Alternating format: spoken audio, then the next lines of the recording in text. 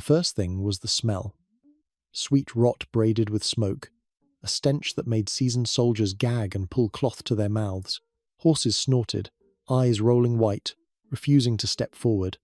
Their commander slowed, reining in, nostrils flaring as the wind shifted. Then came the sight. A forest of bodies, not growing but mounted. Stakes rose in ordered ranks, tallest in the centre, tapering outward like a crown turned inside out. Some figures twitched still, slow movements mistaken for life until the silence clarified them as rehearsed death. Each placement was measured, heights aligned, angles chosen. This was not chaos, not battlefield waste. It was craft. What kind of child learns how to keep a body alive on a stake for days? Who trains hands to build terror with geometry?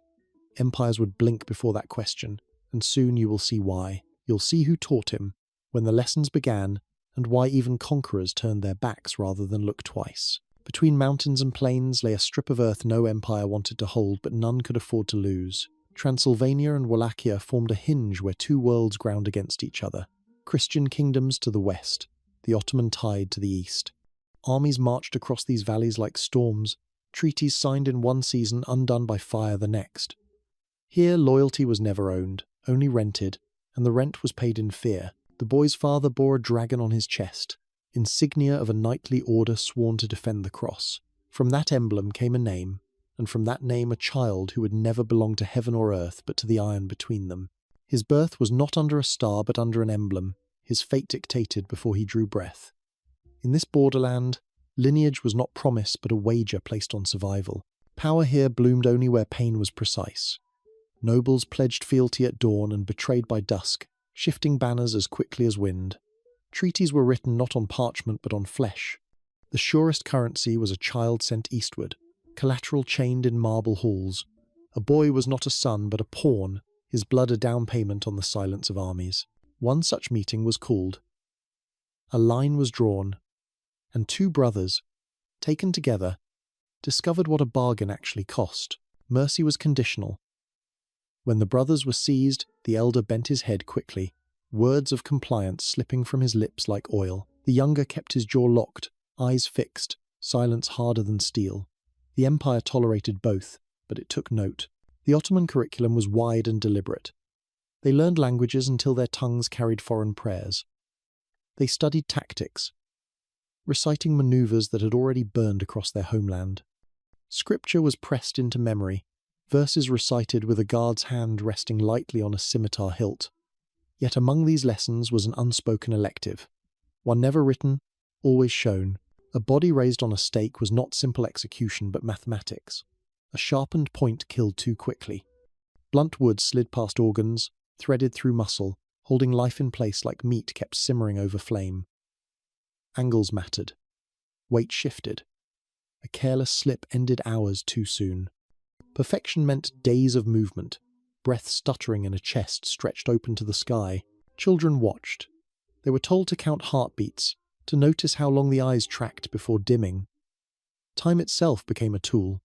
The clock inside a dying body, the most honest teacher. The younger brother did not look away. Then came news from home. A father dead, a throne broken, enemies circling. The lesson stopped being spectacle and hardened into oath, carved sharp and deep in the soft wood of a young mind. The crown came to him for 2 months only. A fragile wreath of metal placed on a boy's head by men who needed a figure but not yet a ruler. His first punishments were crude rehearsals, messy cuts across the body politic, small cruelties testing how far fear could stretch.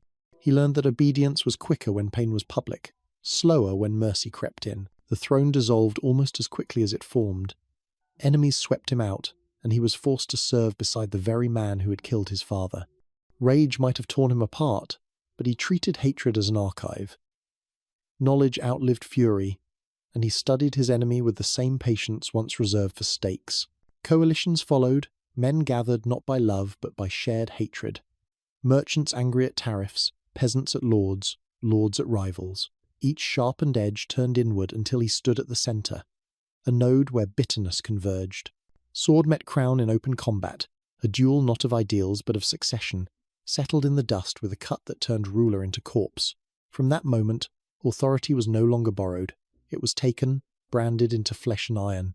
Easter approached. Invitations were gilded, words of peace inscribed. Yet beneath the silken script, knives waited, hidden under the table. The feast began with ritual civility, tables set, wine poured, voices raised in rehearsed loyalty. Then came the question, spoken as courtesy but weighted as audit. Who served faithfully? Who bent when told? Who failed to pay in obedience? Silence answered more clearly than words. Sentences fell like cleavers. Guards moved swiftly, and the courtyard filled with screams that stained the air. Nobles who had worn silk at dawn lay twisted by dusk, their robes shredded, their status annulled in a single gesture. Mercy was not offered. Loyalty was not negotiated. Terror was the new currency, and the ledger balanced itself in blood. Those who survived were not spared. They were chained, driven to rebuild ruins left by war. Hands that once wrote decrees now bled against stone, silk rotting into rags as skin peeled and bones splintered. The worksite became a monument to inversion. Lords reduced to labourers, families broken into scaffolding, flesh turned into mortar. Efficiency revealed itself. One spectacle could purchase years of silence. Villages whispered the story, and the tale travelled faster than armies. A ruler who killed quickly could be resisted. A ruler who killed artfully could not. In a distant merchant city, a letter arrived. It was ignored. The price of that ignorance would soon be tallied in rows, each stake a number in a growing account. The first act was fire. Flames poured through the streets, shingles snapping, beams collapsing, the black church coughing smoke into the sky. Then came the stakes, each driven with measured rhythm, families arranged as punctuation in a sentence written in agony. Parents first, children next, a grammar of despair. In the centre stood a dining table, set calmly within the field of the dying. Servants carried platters, and he ate as bodies shuddered around him. The joke came easily. Someone remarked on the smell. He answered by pointing upward, to the blackening air, to the smoke that disguised the rot. Laughter cut through the shrieks like another knife. Blood served as condiment, rumour as amplifier. Word spread faster than fire, numbers multiplying until a small principality trembled at its own echo.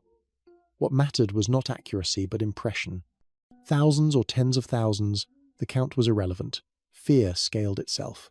Method advanced.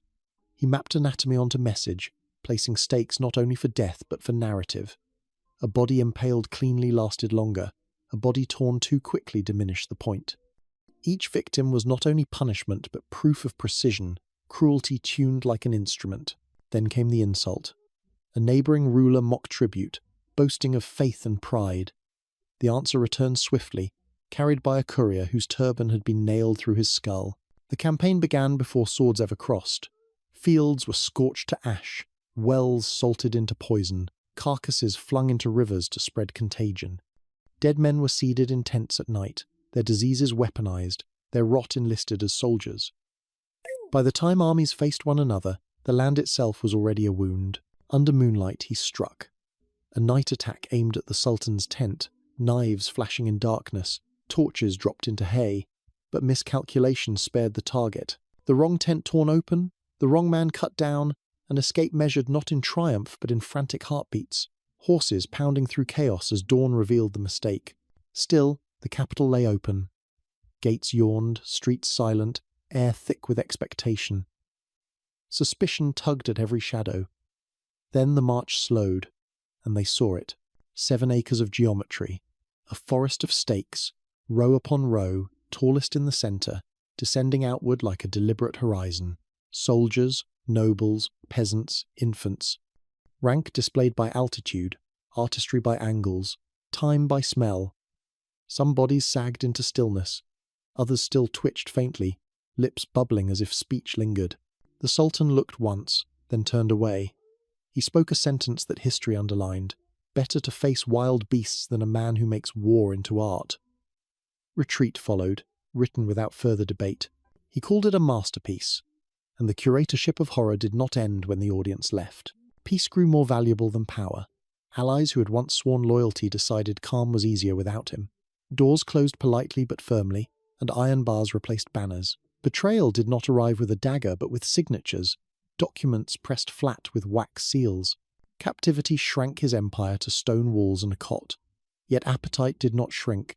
Splinters became stakes for rats, sharpened straws turned against birds, insects pinned with patient fingers.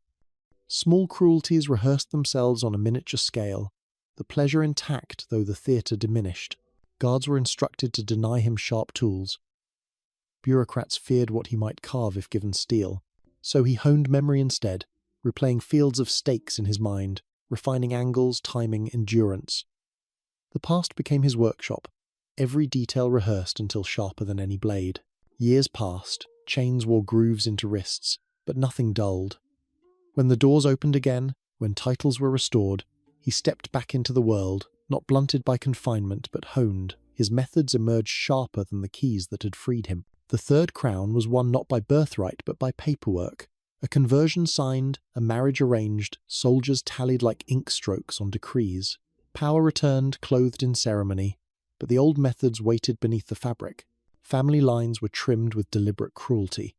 Cousins, rivals, kin executed in sequence, each arranged so the ruin spread widest. Death stretched into days, the benchmark set by how long a body could cling to life on a stake. Week-long survivals were celebrated as if records had been broken. Each corpse became a signature, each scream another seal. The final march came with inevitability. Ambushes cut into his ranks, betrayal snapping shut like a sprung trap. Different stories followed. Some said he fell in combat, others that assassins struck in shadow. Versions multiplied, but one fact held constant. His head rode back on a spike, paraded in foreign streets as proof the nightmare had ended. The body vanished, lost to soil or river. But the idea could not be buried. And the next question was more dangerous than any blade. Why do people cling to the shield's story while ignoring the swords? Statues rose where stakes had once stood. Souvenirs were sold, portraits painted, stories polished into legends that softened the edges. Safety was praised in public squares, but the footnotes of how it was purchased faded conveniently. Memory learned to forget what skin remembered. The lie of necessity was easy to repeat. He had to be cruel, they said, to protect his people, to hold the border, to keep empires at bay. Harder to admit was the appetite, the precision, the laughter at a banquet while screams filled the air. Cruelty was not only a tool but a feast, and he dined from it long after hunger was satisfied. This was the real legacy, proof that terror scales faster than armies and lingers longer than treaties. Geometry carved into bodies outlasted banners. Rumour outlived kings, the gallery of the dead could be disassembled, but the image remained lodged in history's eye. Look closely, and the pattern persists. Forests of warning, curated horrors, justified in the name of safety. His century ended, his body lost, yet the method survives in subtler forms. And if you turn your head toward the present, you may see new curators at work, planting their fields, arranging their stakes. The next figure waits already, darker still, ledger in hand.